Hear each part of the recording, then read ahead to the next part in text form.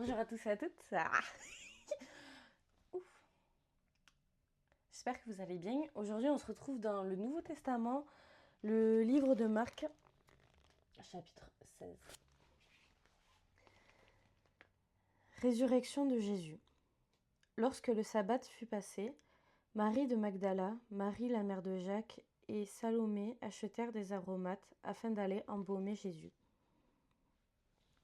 Le dimanche, elles se rendirent au tombeau de grand matin, au lever du soleil.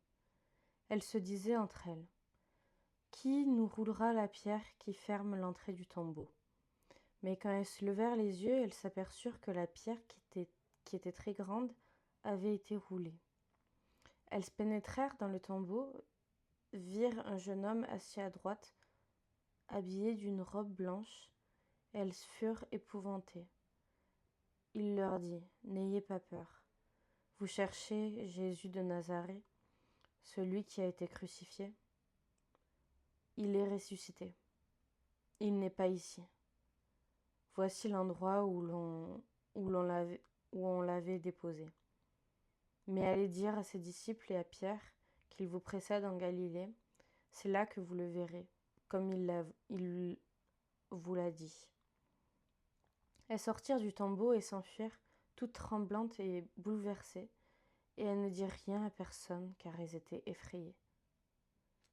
Apparition de Jésus ressuscité. Ressuscité le dimanche matin, Jésus apparut d'abord à Marie de Magdala, dont il avait chassé 7 démons. Elle partit l'annoncer à ceux qui avaient été avec lui et qui étaient tristes et pleuraient, mais quand ils entendirent qu'il était vivant et qu'elle l'avait vu, ils ne la crurent pas.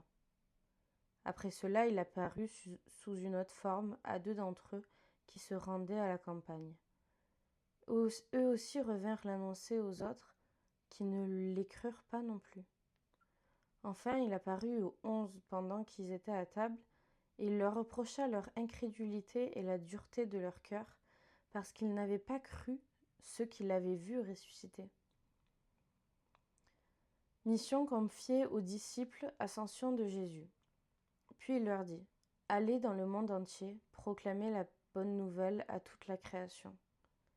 Celui qui croira et qui sera baptisé sera sauvé, mais celui qui ne croira pas sera condamné.